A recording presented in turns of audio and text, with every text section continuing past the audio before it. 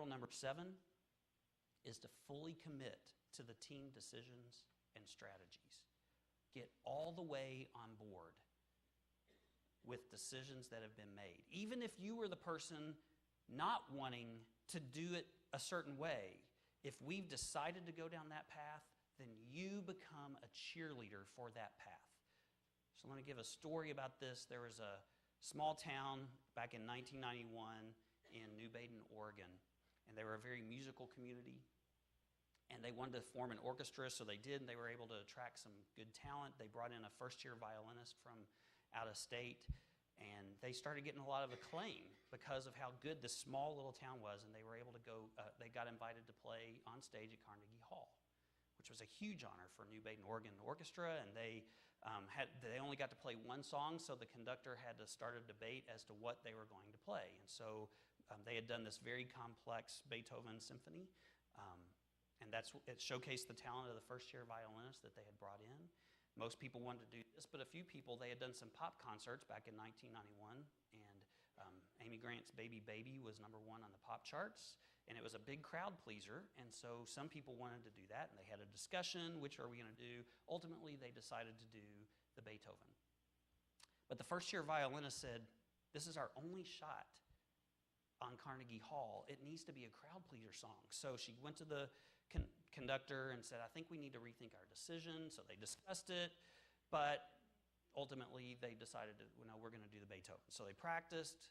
It sounded great. They got on the plane. They were totally ready, went to New York. They got on stage, and the whole time, even on the plane ride, the first-year violinist was thinking, this is the wrong decision. We should be playing the crowd pleaser song. But they're on the plane, and they get on stage, and the curtains go up, and they're all ready, and the conductor raises his baton while the first-year violinist is just struggling, and everybody starts playing the Beethoven except for the first-year violinist who plays, dun, dun, dun, dun, dun, baby, baby, taken with the notion. And it was cacophony.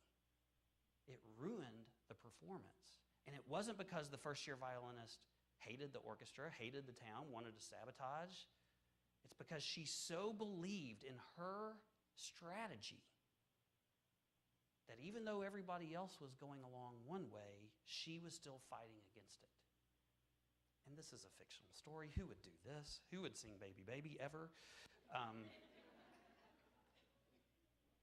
And yet what I'm suggesting is that when you are fighting against the strategies that have already been decided, you are playing a separate song while everybody else isn't.